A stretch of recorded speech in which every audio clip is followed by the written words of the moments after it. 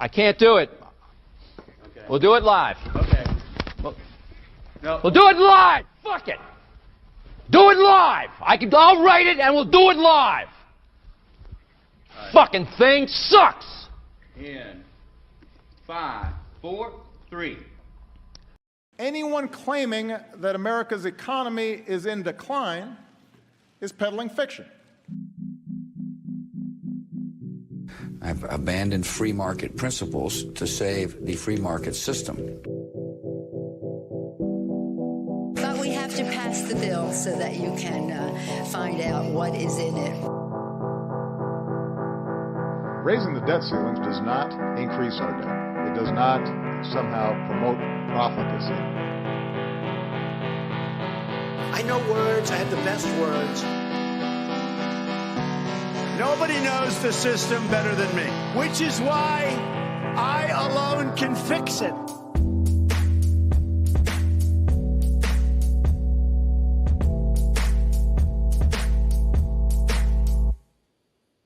What's going on, everybody? Welcome back. Happy Friday. This is the Peddling Fiction Podcast. I am your host, the voice and soul of so-called fiction, Johnny Profita. And back with me after some computer issues and some heater or some sort of electric work I didn't really understand getting done this morning is Justin Hillbilly Boy Campbell. What's going on over there, man? Just because you live in Mexico where it never actually gets cold enough to need a heater, I had a heater installed in the garage this morning because it does actually get cold here. And we've started to get down into the 40s. I think it got down right to 40 a couple nights ago, and we're starting to hit that time of year where we're getting that nice crisp fall weather at night, and that means we're probably a month and a half away from it being absolutely freezing out here. And last year I ran a little electric space heater, and it kept the building warm enough, but it was also a massive drain on energy and kind of ran our electric bill up. So I had a good electric heater, like 220 volt heater installed, so that I can just flip that thing on and warm it up real quick and not have to run a heater out here all the time. Well, I knew some of those words. Yeah, just AC here. Just the old AC for me. It's still pretty hot and goddamn humid here, so hopefully in another week or so, the weather will break a little bit and it'll cool down to, low 80s, maybe 70 at night would be pretty nice with a nice breeze and a little crisper in the morning. But until then, I'm suffering through with the doors closed, so I might melt during this podcast, but the show must go on. We are, less than 2 weeks away. When's a week and a half from the election. 10 days? Yeah. A week? Yeah. Okay. And things seem to be ramping up. There's a lot of, I don't know if you knew this, but Donald Trump is a fascist. He's like Hitler. He wants Hitler, he wants his generals to be like Hitler. He loves Hitler. He's going to use the military to go after everybody.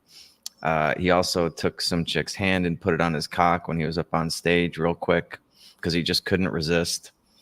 So the the derangement has reached all-time highs as far as I'm concerned. They're really starting to fucking lose their minds.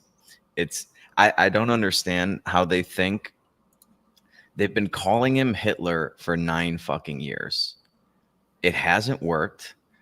They've called him a fascist 500 million times, but for some reason they think now the 500 millionth and one time that's really going to do it. That's going to turn the tides in this election and push Kamala across the finish line. Oh God, you think any of this is going to work? I think everything that Kamala Harris does is a complete and total disaster. And the really sad part about it is mainstream media is starting to flip on her and acknowledge that. Well, I'll just tell you what I'm hearing from people who I've been talking to, and that is that if her goal was to close the deal, they're not sure she did that. And, some people have asked, is she being held to a different standard? Maybe, but that's maybe the world that she's living in. And on the question of who she is, people are understanding that a little bit more, but what she will do, the question about her legislative priorities, name one, there wasn't one. Some more of her personality and her sort of character questions about your weaknesses or what mistakes did you make? Not necessarily the answers there. At a certain point, you can't fucking cover for her answers. They're so fucking bad. Should we hear from the horse's mouth? What were the mistakes that Kamala has made in her life?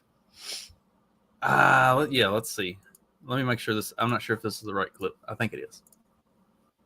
There's something you can point to in your life, political life, or in your life in the last 4 years that you think is a mistake that you have learned from? I mean, I've made many mistakes, and they range from, if you've ever parented a child, you make lots of mistakes too. In my role as vice president, I mean, I've probably worked very hard at making sure that I am well versed on issues, and I think that is very important. It's a mistake not to be well versed on an issue and feel compelled to answer a question. And this was a follow-up this was a town hall that's hosted by Anderson Cooper. So the people in the crowd get to ask her questions, and then Anderson Cooper also kind of asks her questions and steers the conversation to other questions that they want the crowd to ask, stuff like that. And this was a follow-up to somebody in the audience asking what she thought her weaknesses were. And she gave a similarly bullshit non-answer to that answer. And this is like the how would you feel if you didn't eat breakfast question. Like, when you're asked what are your weaknesses, what are some of the mistakes you've made, and you go on to basically say, well, I haven't made any mistakes. Well, I don't really have any weaknesses. I prepare around what the mistakes would be. And you give a non-answer that tells, especially like if you're an interviewer who's interviewing somebody for a job and you ask them what their weaknesses are, what are some mistakes they've made, and they give that kind of an answer. This is not somebody that I would hire. Like, if I ask you what your weaknesses are and what are some mistakes you've made and like what you've learned from those, and this is the answer that you give me, I don't trust this person to do anything ever, period. Like, it reminds me of that episode of The Office where Michael Scott's going to the interview. It's like, what are your three biggest weaknesses? Like, I care too much. I work too hard. It's just like, yeah. I mean, that answer, not only was that a non-answer, but it was just like retarded. It didn't make any sense. Oh, well, I've made a lot of mistakes. Anybody that's raised kids know you make a lot of mistakes. Okay, name one. Well, as vice president, I always made sure I was well versed on the issues. It would have been a mistake not to, but I was. What? What an answer. What an answer. She is so bad at this, dude. I've never seen anybody this bad at talking. I mean, Joe Biden was better. Like, honestly, he would at least something he said would kind of make sense for like half of the sentence, and then he'd lose his train of thought. She never has a train of thought to lose to begin with. She's just fumbling around and saying, and there's always just so much filler and everything. I've never seen anything like this. She's god awful, and it's pretty incredible that the race is even remotely close at this point. And I keep seeing like Kamala Harris supporters on Twitter be like, I can't believe this race is close. Like, they see it the other way. They see her killing it somehow. Yeah, it's like I said, the delusion and the derangement is all-time highs. The video they were trying to circulate yesterday, this like the October surprise from their perspective was twofold. Some lady has come out and said she went with Epstein to Trump Tower, and then when they were in the elevator, Trump just started groping her. That was 31 years ago. So yeah, okay. And then the other one was when he's up on stage at like a Turning Points thing, and he brought some college girl up or something, and when she's leaving the stage, he shakes her hand and he goes in for a kiss on the cheek, and she kind of doesn't see it. She's like starting to leave, and so he pulls her back and to give her the kiss on the cheek. And he's holding her hand, and he pulls it back towards his midsection, and they're accusing him of taking her hand and rubbing it on his dick. It's like, I don't know if you have that video. It's the most ridiculous. Donald Trump just couldn't resist. He just had to take her hand and put it on his dick for like 4 seconds while he's up on stage in front of people. What would even be the point of that? I've just never seen people this fucking deranged. Even when it comes to Donald Trump, I can't wait to see what happens, because I honestly think he's going to run away with this election if we have a free and fair election. And I don't know what's going to happen, man. You're going to see a meltdown of epic proportions that's probably going to put 2016 to shame. Yeah, I don't know if anybody believes any polling anymore. Like when you see a poll that says that Kamala Harris is leading by 3 points, or Kamala Harris is leading by 2 points, or what, does anybody actually look at any of these polls and go, "Oh my gosh, Kamala Harris might actually win"? Like the polling has proven itself to be, especially if it's coming from like CNN, ABC, MSNBC, like the kind of polls that they run. Like we've all seen the data behind how, and if you haven't, like it's not hard to find, but we've all seen the data behind how they do their polling, and they exclusively make sure to avoid polling areas that would give them problematic responses. So the fact that it's like that close with the way they conduct their polls to begin with, that should be viewed as bad news for the Democrats. I don't understand the point of doing that. Like, what are they trying to accomplish by giving people the wrong impression as to what's going on? Do they think that's going to help, like, motivate people to come out and vote if they already think Kamala's going to win? Like, you want to just vote for the winner or something? I don't get it. But the early polling, I guess, at least in Nevada, I was hearing was like had a pretty strong Republican turnout. Early polling everywhere has been very strong Republican turnout. I guess Republicans are kind of taking the vote early, like get in there early, get your vote in. Like, yeah, a lot less shenanigans. It seems like can take place if you vote early. Right. Yeah, and that's what me and my wife are doing. I think my vote is being suppressed. We both applied for the absentee ballot. I applied, and then the next day she applied. Hers came in yesterday. She got it filled out and sent it back in today. Mine still hasn't come in. I'm feeling kind of fucking cheated here. But I mean, joke's on them. She's the true the believer Trump supporter. I'm just in it for the shits and giggles. So.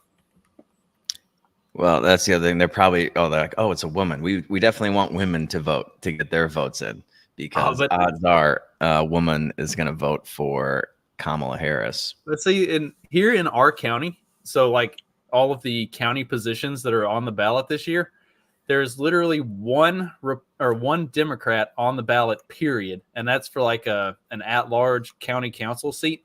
It's not even a like meaningful position, and it's. Like there are no Democrats on the ballot at all in our county. Like welcome to rural Indiana, where the Democrats have just given up. They don't even take the time to try to run anybody. They're just like, yeah, waste of time. Fuck it. These people are hopeless. But that also creates this whole other side of it, where if you live in a rural place like this, it's not that you have to worry about Democrats trying to ruin your county.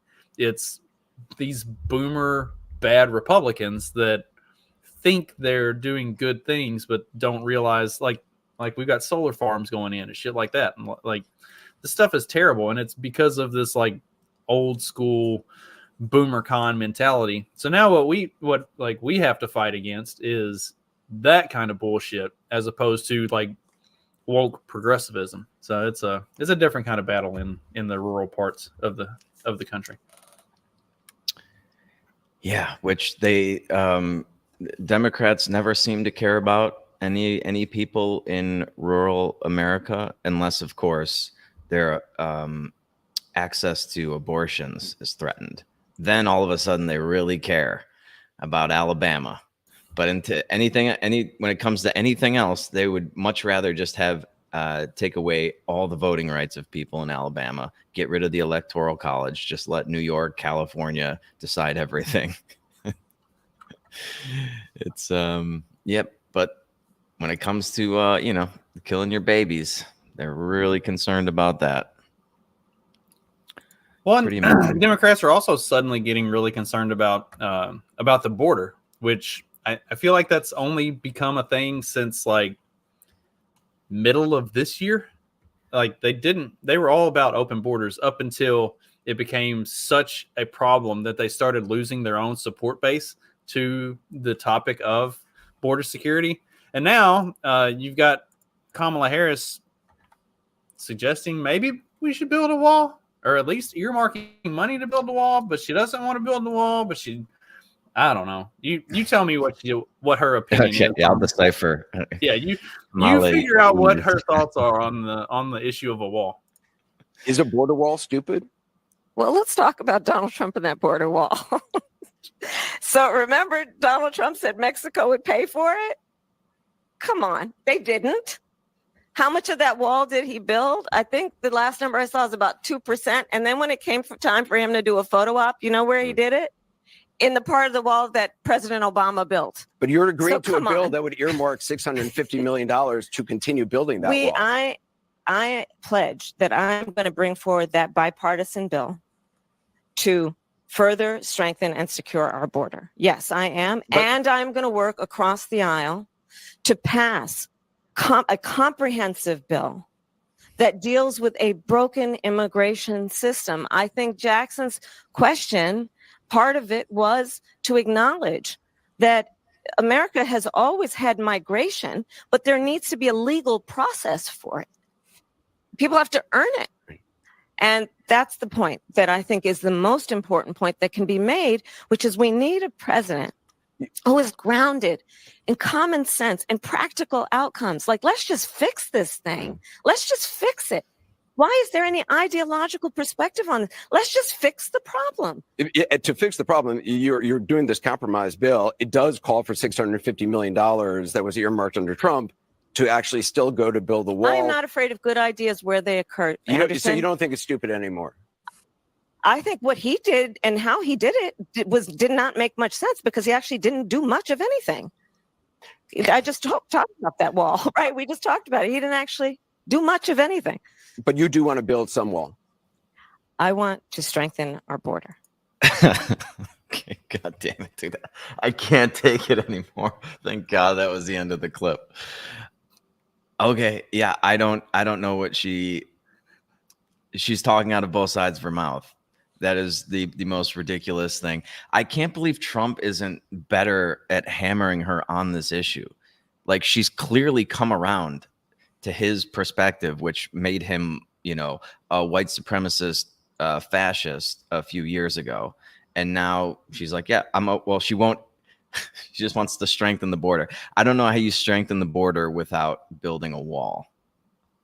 And like, is there another way to do it? And the border bill that she talks about doesn't actually, like the bipartisan border bill that she was talking about, that she's been hitting on for the last 3 months, that Trump killed 9 months ago, which a border bill that was killed 9 months ago is the reason we've had 3.5 years of immigration crisis.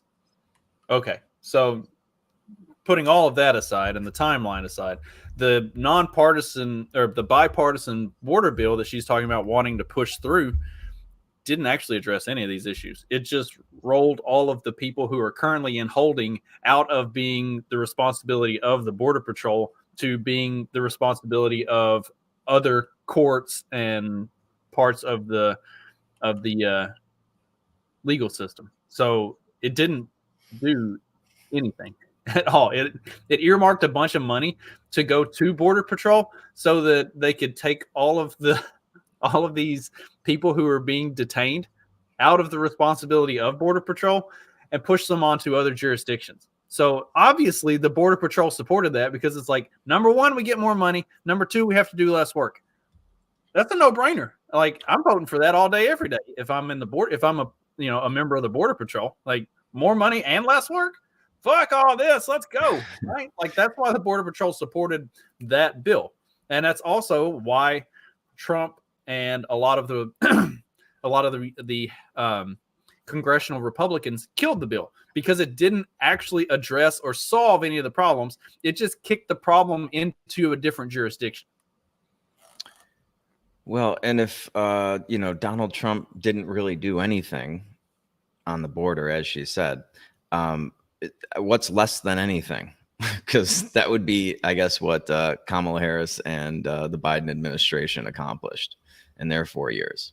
Well, right. I mean, if Trump didn't do anything, why did we have some of the lowest immigration issues during his tenure that we've seen in the last 15 years? And then as soon as Kamala Harris and Joe Biden come into office, it goes absolutely apeshit. Like, it just goes through the roof. So if Trump didn't do hardly anything, y'all have done infinitely less. They did negative anything.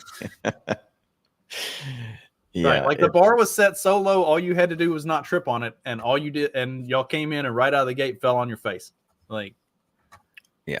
Well, they reversed. What was it that Brett Baer said? Like 94 things or something like that Trump had signed into law. Over 90 different orders that were done on day one, and a lot of those affected border policy. But obviously, the reason that Trump is so terrible at all that is because he's a fascist, right?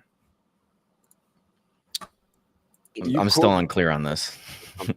Fascist. You yourself have not used that word to describe him. Let me ask you tonight, do you think Donald Trump is a fascist? Yes, I do.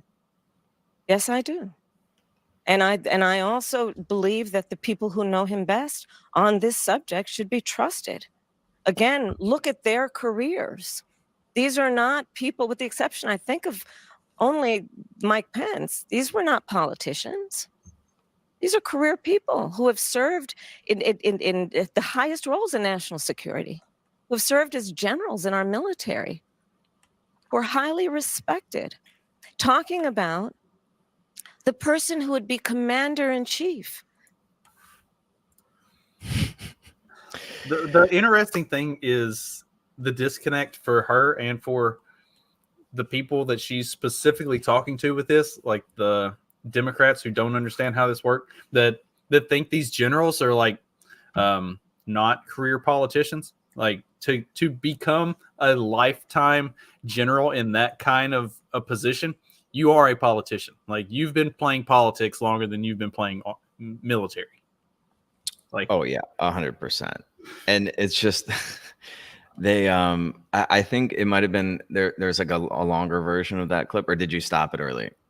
No, that was all that was on. Oh, maybe it was a speech that she was giving where she talks about all the other people, that are against Trump, that don't like him, that worked in his administration or something, and the enemy within and all this. And it's just like, dude, they're propping up some of the worst people. It's like, Cheney's endorsement, all, the people that like literally destroyed the 21st century. They're just like, yep, these people are the good ones now. And Donald Trump is and Joe Rogan, of course, is one of the most evil people. He's the worst person on the face of the earth, or whatever that article said.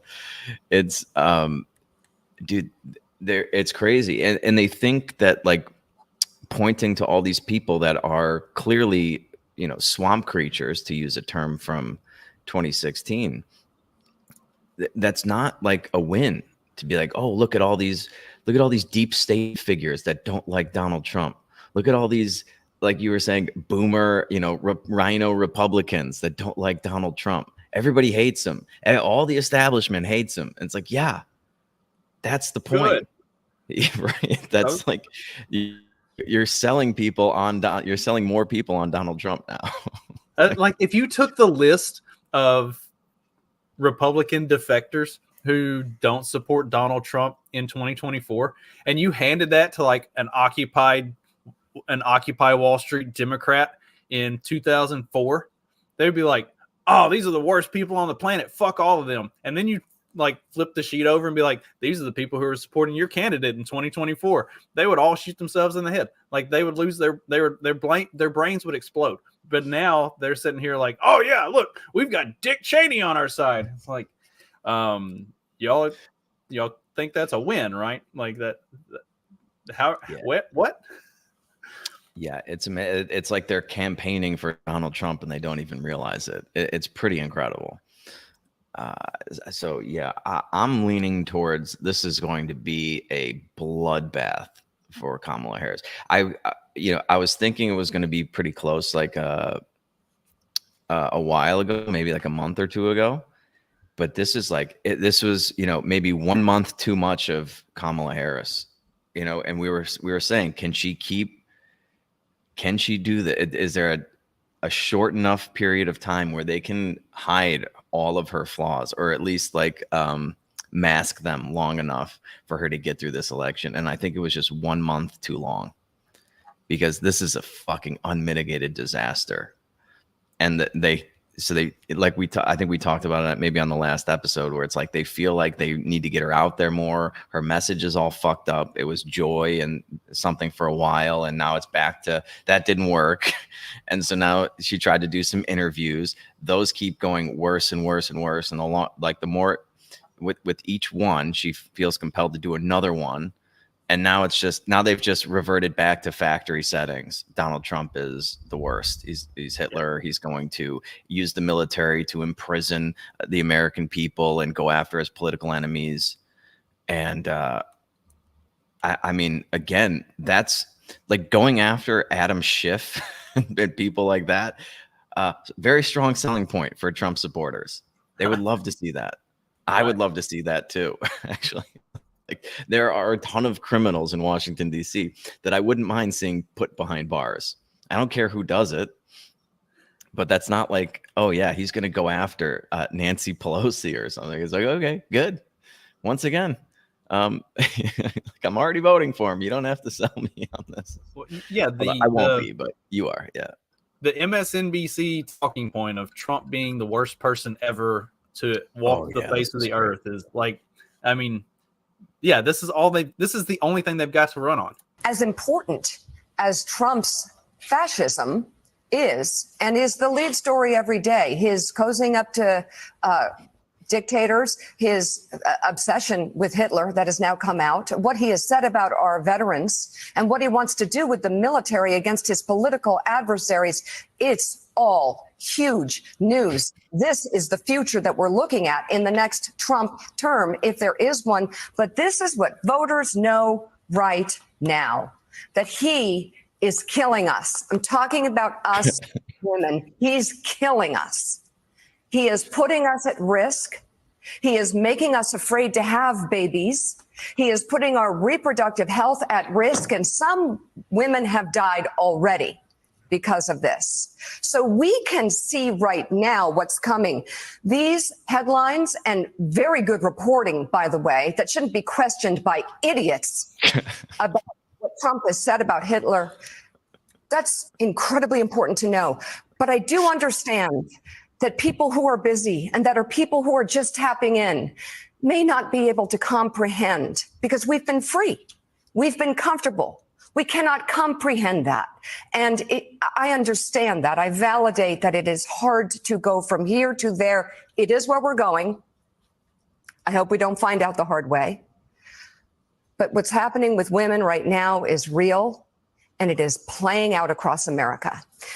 Donald Trump, the guy who hasn't been in the White House since really since December of 2020 has been killing women for the last 4 years.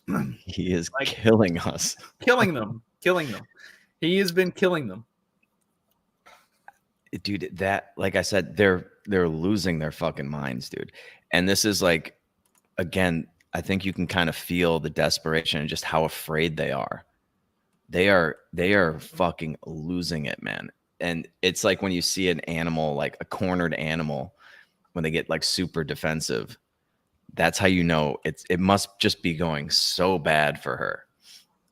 This is that chick is completely, she's lost her mind. So who's worse, her or Joe Scarborough? Because they're usually on together, and between the two of them, I like watching the clips of the two of them together, just because it's like, which one of us can outdo the other on our TDS? Like, who can have the most TDS at one time? Dude, did they separate them for that purpose, just because it got too ridiculous? I think they did. I think they did split them up just because it got to be like constantly trying to one up each other on who hates Donald Trump the most. And it's like, all right, I'm sure their ratings probably crashed because of that. Because like even the average like Donald Trump hater can only watch so much of that before they're like, yeah, I'm not doing this anymore. Yeah, I think Scarborough is a little more deranged. I saw there was a clip of him talking about how we need to like arrest Elon Musk now because like he's threatening the world or something. If you can pull that up. I was just like, oh my God, dude, these people have collectively just completely lost their minds.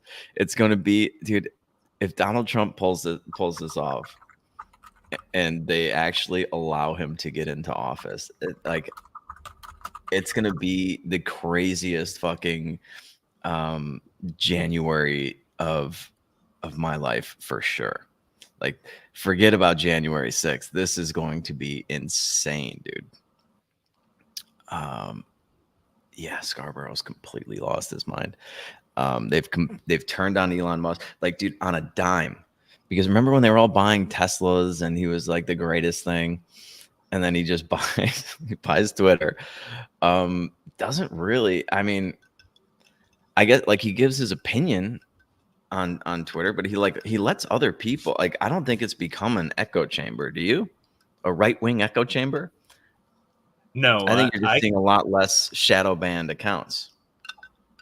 Yeah, I don't think Twitter has become or X or whatever you want to call it, has become an echo chamber at all. I see plenty of stuff from from the left and from the right, and also from libertarians, and like, as much as I have kind of cultivated a feed of what I want to see, I still don't get an echo chamber. I still get a lot of stuff from leftists more often than I would like. Usually I think it's fucking hilarious, the kind of stuff that they say. But I mean, at least it's like I see a little bit of everything. I mean, shit.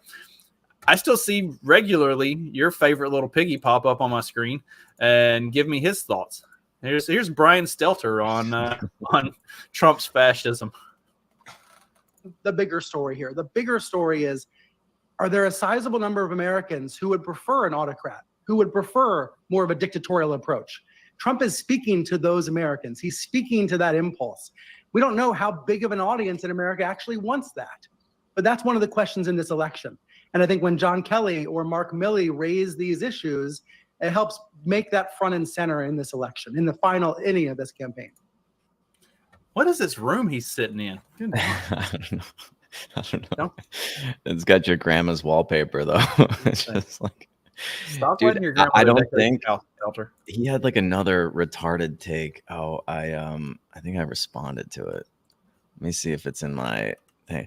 I was like, dude, I don't think Brian Stelter has ever been right about anything. People are not voting for Donald Trump because they want an authoritarian at all. That's not what this is.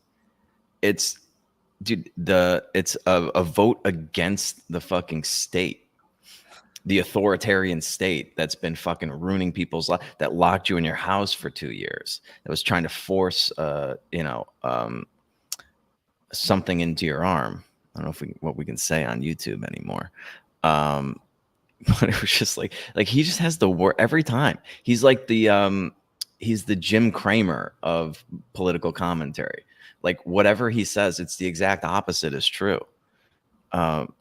It's pretty fucking wild. Where is that response to him? God damn it. Oh man. All right, I can't find it, but yeah, it doesn't matter. He is our favorite little thing. He's popping up all over the place. I can't believe he got his job back. What the fuck was that? I mean, he has the worst take on everything. He's never been right, ever. Like, when was the last time he got a story right? When was the last time he had like his perspective was right on something? Like he had the right take on a situation. Oh yeah, they're voting because they want an authoritarian in office. No, they don't. That's not. I can't believe they don't understand the Trump voter yet. Like they just have no clue, man. The left has no idea about any other political party. It's why all of their lines of attack are racist, misogynist, homophobe, transphobe, like all of these things. They don't understand the Trump voter. They don't understand the average American mindset. They don't understand the things that middle America have been going through for the past 4 years. They're completely out of touch. And they also don't understand that we don't care if you call us all of those things anymore. Like at this point, we are now embracing it and taking it as a badge of honor. Like, I mean, you can just look at my tagline on like Twitter. Like, I will embrace everything that you call me and take that as yes, that is 100% what I am. All of those things and then some. Well, yeah, I mean, it's completely meaningless at this point. And yeah, I don't know. Like, how many more times can you call Donald Trump Hitler or white supremacist and think it's going to actually convince somebody not, okay, I hadn't heard this before.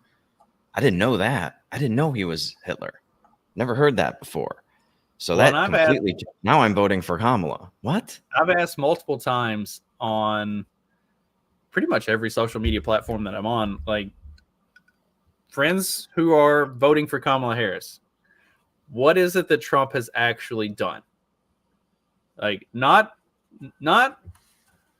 he's a racist, not he's a misogynist, not he's going to do all of these things. Like all of these things that you say he's going to do are just boogeymen.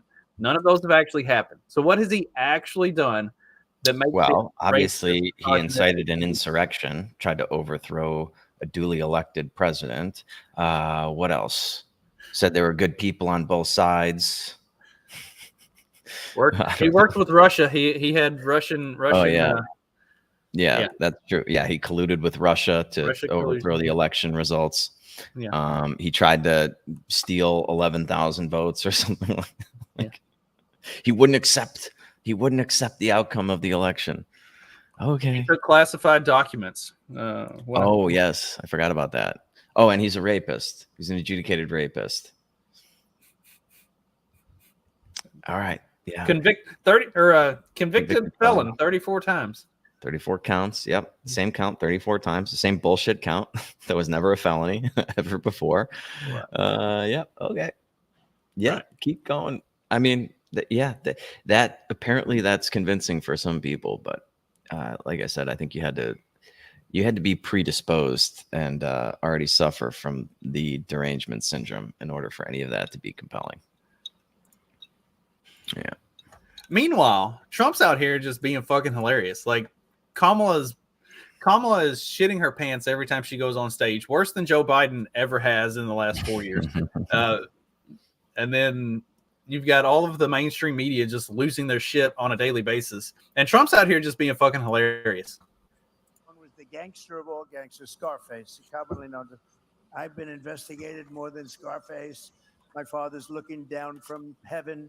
I think my father's in heaven. I know my mother's in heaven, but my father was great. He was a strong guy, but a great guy, but a strong guy. I think my father's in heaven. I don't know. My mother's definitely in heaven. Yeah, he is the funniest guy, man. Even that article that they were linking to where he said, I want my generals to be like I wish I had Hitler's generals or something like that. Because I read through the article just to see, because they were like, there's audio of him saying it. And there's not. There's audio of the guy claiming he said it, claiming that he said it. That's the audio. But even in that article, it was like the fucking funniest. Let me see if I still have it. Cause like, dude, I was laughing so hard that, they give him shit because he dodged the draft for Vietnam. And it was like, I think I said somebody, he was on Howard Stern. He told Howard Stern that avoiding sexually transmitted diseases was my personal Vietnam. I feel like a great and very brave soldier. It's like, I'm sorry. That's fucking hilarious. It was the funniest thing. They're trying to insult him, and he's just like, yep, nope, I had my own personal Vietnam. Just dodging venereal diseases left and right, like bouncing betties. Who fucking says that shit? It's so goddamn funny, and I feel like a very brave, great soldier.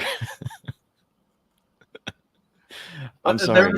There was a thread from it was an Australian in Georgia who had the choice to go to the Kamala rally or to the Trump rally and decided to go to the Trump one, and was giving like a kind of a rundown of the rally and stuff, and was talking about like Trump spoke for like 2.5 hours. What's the how long does Kamala speak when she does her rallies? Like how long does she go? Like I don't know. My guess would be like 30 minutes or less. Yeah, I don't think I've ever seen anything that's like her talking for more than 40 minutes or so at a time. And of course, like her entire thing is completely scripted. Like she's reading from teleprompters the whole time. But so like this guy did this whole write up, and he was like, yeah, there were people who were like, okay, so it was like a sold out crowd. A lot of like thousands of people were just left outside that didn't get in because it was sold out, and they let in as many as they could until they hit capacity. And he was like, yeah, there were people that, and like it went for shit, I can't remember what he said. It was like 6 hours or so, or maybe longer than that. And and he was like, yeah, there were people that left early. And so he was like talking to the people who were leaving, and they're like, we've heard the speech, like we know what he's going to say. We'll watch the speech on YouTube later. They're like, we were here for like the environment and the build up, and like we were here for the party, and like we'll watch the speeches and stuff later. We're like, we know what's going on with that. We came for the so that's the feel of the Trump rally is like it's a party. Like everybody's getting together, and then like, and the speech is cool, but like everybody's there to like be all in for Trump on this thing. It's pretty awesome. Yeah, it does seem like a more joyful party than the one claiming to be about joy, because I don't know what they do at a Kamala Harris rally other than just insult Donald Trump. Right, they get mad about and Trump. threaten, and try to be like, he's going to do this, he's going to do that. Look at this horrible thing that he said. That's not really fun to do. I mean, I'm sure people like to hear it, but it's not like party fun. Donald Trump's getting up there doing stand up, bringing people up on. Look at this guy. Look at his muscles. Like, I don't know, dude. He's just cracks me up, man. I'll never understand the level of hatred towards him. It's so fucking like out of whack, man. It's just unproportional.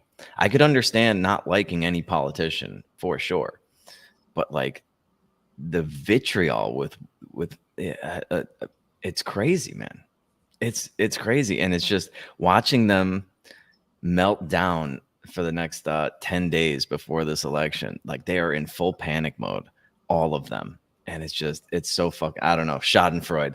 I love taking pleasure in the misery of others, and it's just so fun for me.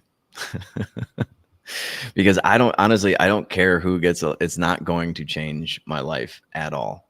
I'm still going to do what I do, and I'm not going to let it affect me. And I think either way, I mean, I wouldn't want to win this election personally, like if I was going to be president, because I think I think the next 4-5 years are going to be a fucking disaster, no matter who's controlling things. So you might want to be careful what you wish for, Trump supporters, because that could really backfire and ruin the Trump legacy.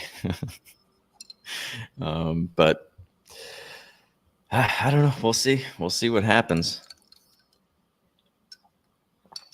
I don't know. I know Trump is doing Rogan, or the episode comes out today. We were talking about whether or not it's a live episode or what, but Kamala Harris spokesman confirmed she turned down the opportunity to go on Rogan. I think we're all very surprised by that. Okay, imagine, dude, imagine you're running for president and you're trying to get publicity. You're trying to reach voters, and it's down to a week and a half away, and you get the opportunity to go on the biggest podcast in the world, and you're like, nah, I'm not interested. I'm not going to do that. How could you possibly pass that up? A scheduling issue. Despite her being in Texas today, where Rogan's podcast is based. Yeah. Okay. That should tell you how uncomfortable she is with being herself, because that's what you do on the Rogan podcast. You're just having a conversation with Joe Rogan. It doesn't even have to, you don't even have to really talk about politics if you don't want to. You can just talk about it, be an interesting guest, talk about interesting things. I don't think she has anything interesting to say. If she does, she's kept it well under wraps, dude. I've never heard her say anything. And like, even when they give her the opportunity, tell us 3 things about yourself that nobody knows. She can't do it. Tell us, your 3 biggest mistakes or 3 regrets that you have. She can't do it. She's nothing, dude. She is the emptiest suit I've ever seen.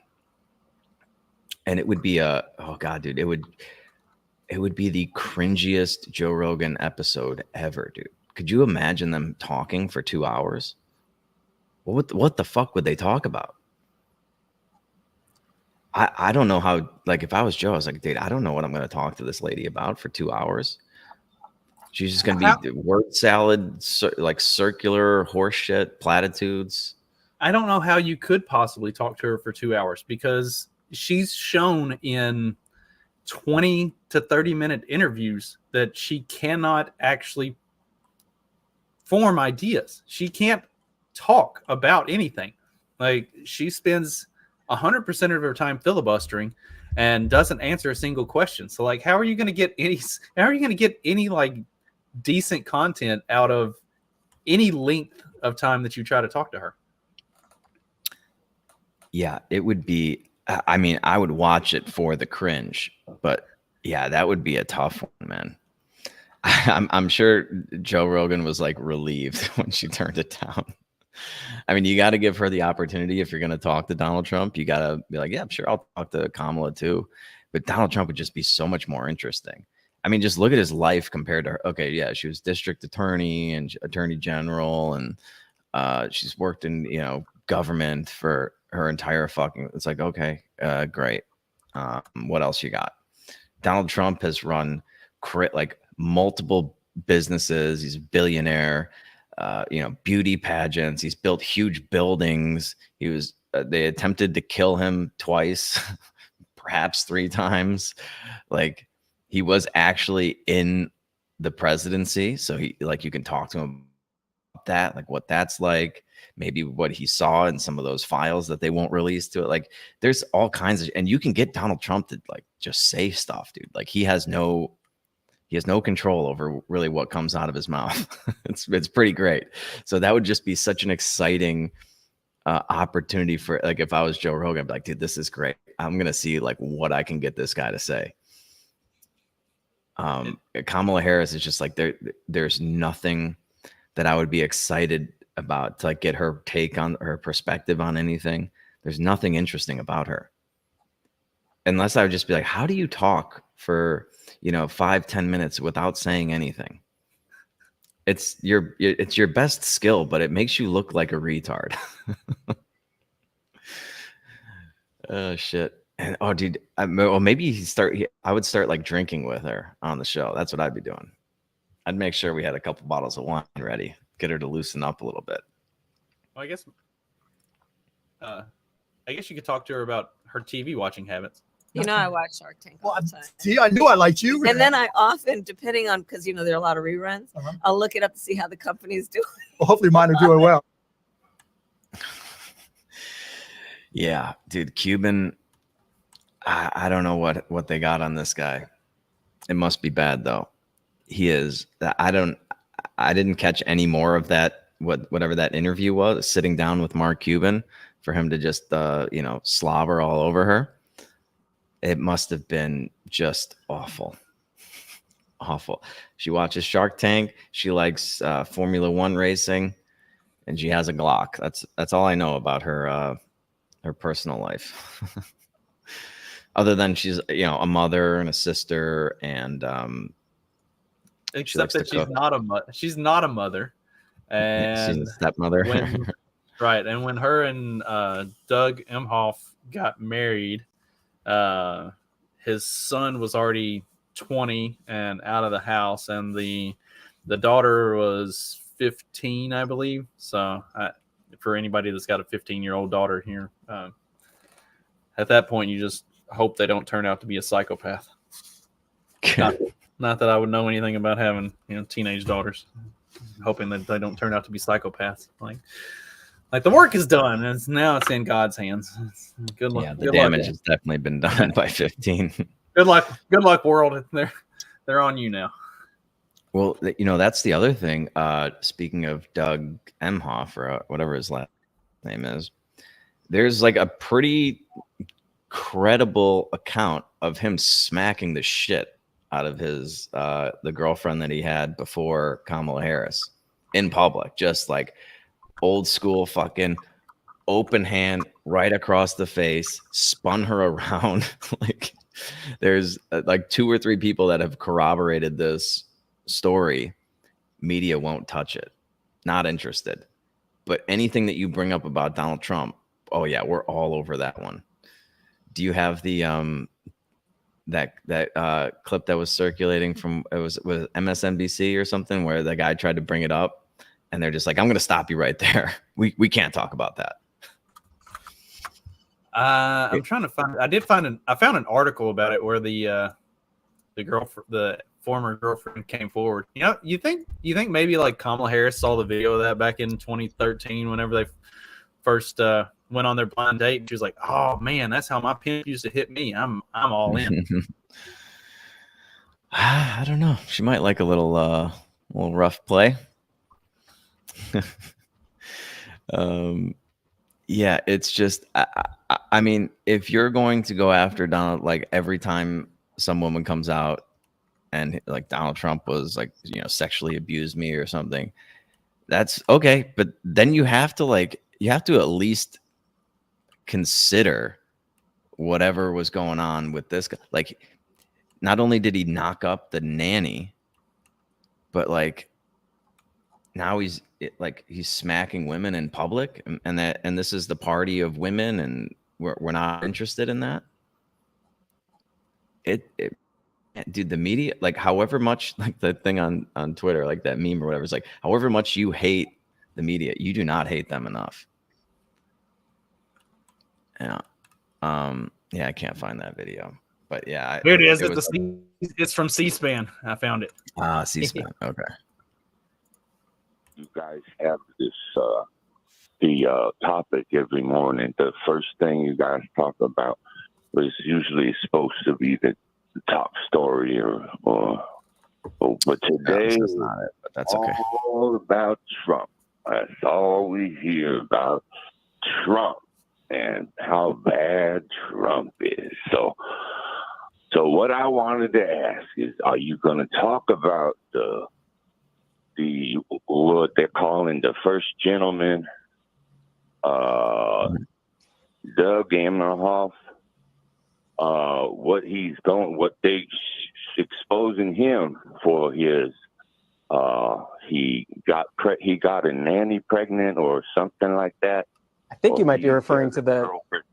Daily Mail story, and it's gotten coverage as well. This from page 2 of the Washington Times. Second gentleman Doug Emhoff, the husband of Vice President Kamala Harris, allegedly assaulted his then girlfriend during a trip to France over a decade ago, according to, as the Washington Times describes it, a bombshell report in the Daily Mail. The ex-girlfriend, a New Jersey attorney whom the Daily Mail referred to as simply Jane, provided travel documents to prove that she and Emhoff spent time together at the location during the alleged incident. One of the sources told the Daily Mail that Jane recounted the alleged violence to her 4 years later when then Senator Kamala Harris grilled Supreme Court Justice Brett Kavanaugh in a Senate confirmation hearing related to sexual assault accusations. That's a little more involved than what I thought it was going to be. C-SPAN actually doing a little bit of news. Yeah, that was not the clip that I was referring to. It was like a talk, like they were having like a round table discussion on one of the cable news stations, and they like this guy tried to bring that up and just got completely shut down. They're just like, no, we can't talk about that. You'll get sued or something. It's like, what? Okay, all right. Yeah, they are the worst. They are the enemy of the people. Anyway. What are we doing on time here?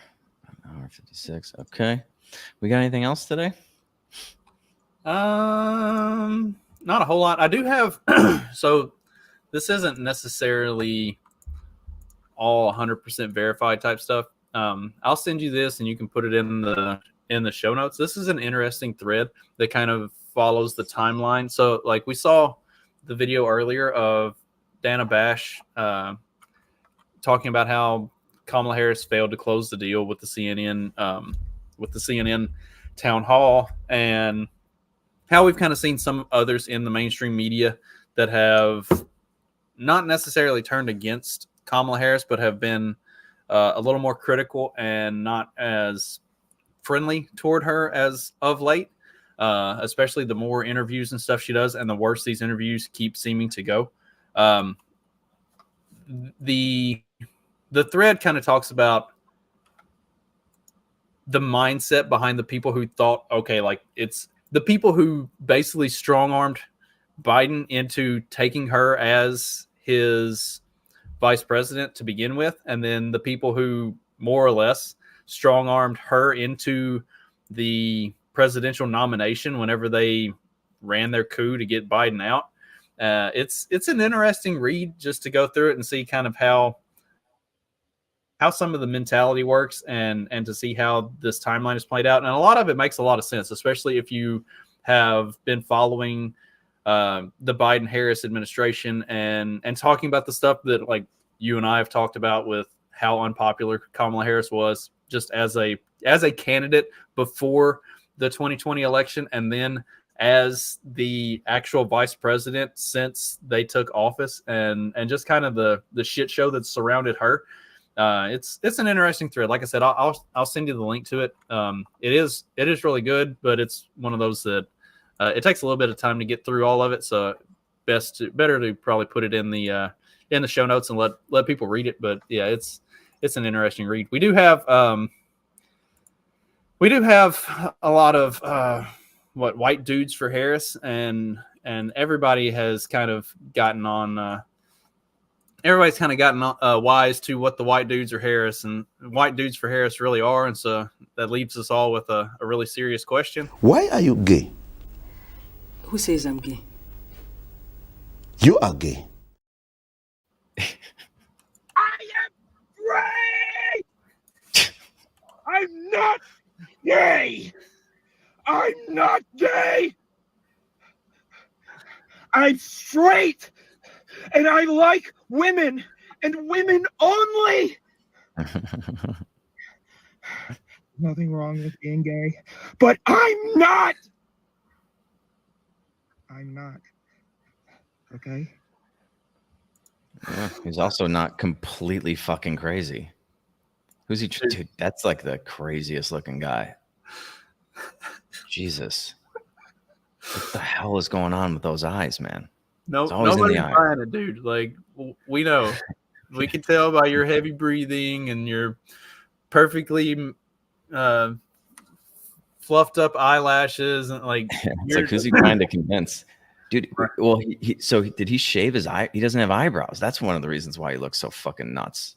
And I mean, bald ass head, no eyebrows, all slicked up, heavy breathing, like shirt's all sweaty. Like, dude, calm down. You know what? I might actually believe that this dude is not gay, because the way that